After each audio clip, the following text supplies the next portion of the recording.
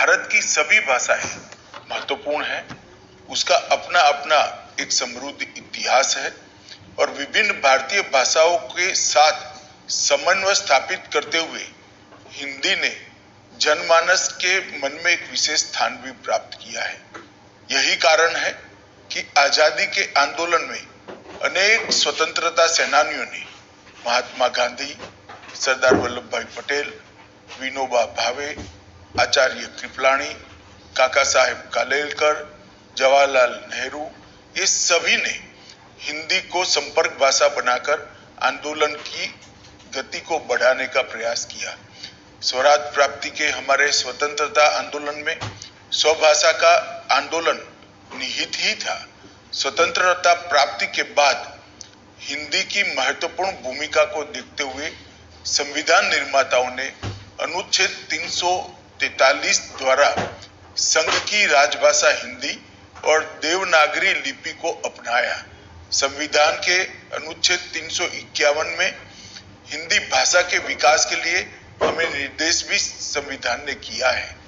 देशवासियों, माननीय प्रधानमंत्री श्री नरेंद्र मोदी जी के प्रेरणादायक नेतृत्व में आज जब पूरा देश आजादी का अमृत महोत्सव मना रहा है और प्रत्येक क्षेत्र में हम नई ऊर्जा के साथ नए संकल्प ले रहे हैं, ऐसे में यह सामूहिक प्रयास होना चाहिए कि राजभाषा हिंदी को लेकर संविधान द्वारा निर्धारित लक्ष्यों को हम प्राप्त करें। किसी भी लोकतांत्रिक देश में सरकारी कामकाज की भाषा तभी सार्थक भूमिका अदा कर सकती है जब देश के जन सामान्य से वो जुड़ी हो और जितने भी निर्णय लिए जाते हैं, जितनी भी नीतियां बनती हैं, वो नीतियां तभी लोकभोग्य हो सकती है जब वो स्थानीय लोगों की भाषा में हो। इसके साथ साथ हिंदी को इन्हीं विशेषताओं को ध्यान में रखते हुए 14 सितंबर 1949 के दिन हिंदी को राजभाषा के रूप में स्वीकार किया गया।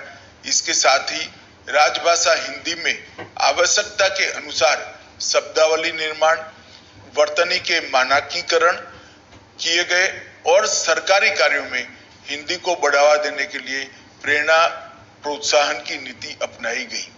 राजभाषा की इस विकास यात्रा में हमने कई पड़ाव पार कर लिए हैं, लेकिन अभी भी बहुत कुछ करना बाकी है।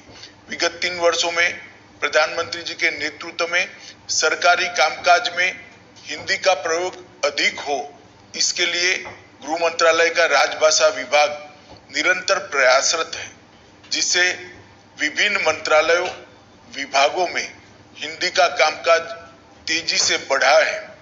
मुझे ये बताते हुए हर्ष हो रहा है कि वर्तमान में गृह मंत्रालय में ज्यादातर कार्य हिंदी में किया जाता है तथा कई अन्य मंत्रालयों के माननीय मंत्रियों ने भी अपना अधिकांश कार्य राजभाषा हिंदी में करना शुरू किया है। राजभाषा कार्यान्वयन की गति को तीव्र करने और समय समय पर किए गए कार्यों की समीक्षा हेतु मई 2019 में नई सरकार के गठन के पश्चात 57 मंत्रालयों में से 53 मंत्रालय की हिंदी सलाहकार समितियों का गठन कर लिया गया है तथा इसकी निरंतर बैठकें आयोजित की जा रही है। देश भर में विभिन्न शहरों में राजभाषा के प्रयोग को बढ़ाने की दृष्टि से अब तक कुल 527 नगर राजभाषा कार्यान्वयन समितियों का गठन किया जा चुका है। विदेश में लंदन, सिंगापुर, फिजी, दुबई और पोर्ट लुई में भी नगर राजभाषा कार्यान्वयन समिति का गठन किया गया है। राजभाषा कार्यान्वयन को और मजबूत करने की दिशा में संसदीय राजभाषा समिति अपनी सिफारिशों के 11 खंड माननीय राष्ट्रपति जी को प्रस्तुत कर चुकी है।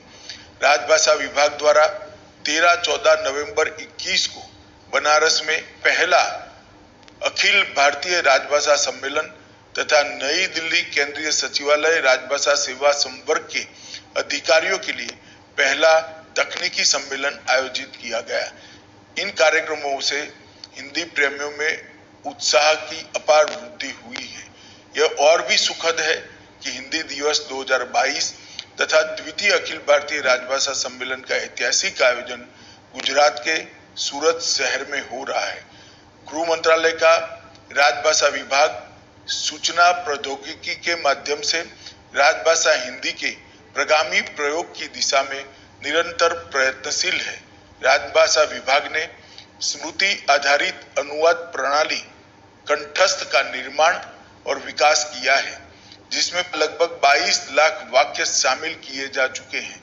इस टूल का प्रयोग सुनिश्चित कर सरकारी कार्यालयों में अनुवाद की गति एवं गुणवत्ता बढ़ाई गई है। राजभाषा विभाग द्वारा जन साधारण के लिए लीला हिंदी प्रवाह मोबाइल ऐप तैयार किया गया है, जिससे अपनाकर 14 विभिन्न भाषा भाषी अपनी अपनी मातृभाषा से निःशुल्क हिंदी सीख सकते हैं। राजभाषा विभाग के ई महाशब्दकोश में 90,000 शब्द सम्मिलित किए गए हैं और ई सरल हिंदी वाक्य कोश में 9,000 वाक्य शामिल हैं। माननीय प्रधानमंत्री श्री नरेंद्र मोदी जी के नेतृत्व में देश को नई शिक्षा नीति मिली, जिसमें मातृभाषा में शिक्षा देने को प्राथमिकता दी जा रही है। राजभाषा विभाग ने अमृत महोत्सव के अवसर पर विधि, तकनीकी, स्वास्थ्य, पत्रकारिता तथा व्यावसायिक में भारतीय भाषाओं के प्रचलित शब्दों को शामिल करते हुए हिंदी से हिंदी बृहद शब्दकोश के निर्माण पर भी काम शुरू किया है और सुलभ संदर्भ के लिए एक अच्छे शब्दकोश का सृजन किया जा रहा है। इस तरह की उन्नत शब्दावली प्रशिक्षण, अनुवाद तथा शीघ्रता से ग्रहण करने में भाषा की जानकारी की दृष्टि से बहुत महत्वपूर्ण होगी।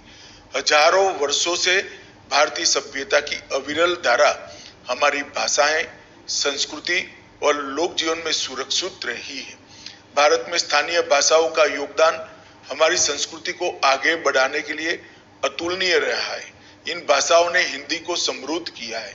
हिंदी उन समस्त भारतीय भाषाओं की मूल परंपरा से है जो इस देश की मिट्टी से उपजी है, यही पुष्पित और पल्लवित हुई है और जिन्होंने अपनी शब्द संपदा, भाव संपदा, रूप, शैली और अपने पदों से हिंदी को लगातार समृद्ध किया है। राजभाषा हिंदी किसी भी भारतीय भाषा की प्रतिस्पर्धी नहीं है, बल्कि उसकी सखी है और हमारी सभी भाषाओं का विकास एक दूसरे के परस्पर सहयोग से ही संभव है। प्रिय देशवासियों, हिंदी दिवस के इस अवसर पर मैं आप सभी का आह्वान करता हूं कि आप और हम मिलकर ये संकल्प ले कि अपनी भाषाओं पर गर्व की अनुभूति हम करेंगे। माननीय प्रधानमंत्री श्री नरेंद्र मोदी जी देश विदेश के मंचों पर हिंदी में उद्बोधन देते हैं, जिससे सभी हिंदी प्रेमियों में उत्साह का संचार होता है। आजादी के 75 वर्ष पूर्ण हो चुके हैं और माननीय प्रधानमंत्री जी के प्रतिभाशाली नेतृत्व में आने वाले 25 वर्षों को देश के अमृत काल के रूप में मनाया जा रहा है।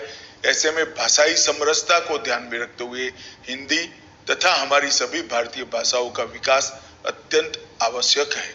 आइए आज संकल्प लें कि दैनिक कार्य में, कार्यालय के कामकाज में अधिक से अधिक काम हिंदी तथा स्थानीय भाषाओं में कर दूसरों के लिए अनुकरणीय उदाहरण प्रस्तुत करें और हमारी युवा पीढ़ी को भी इस रास्ते पर हम ले जाएं।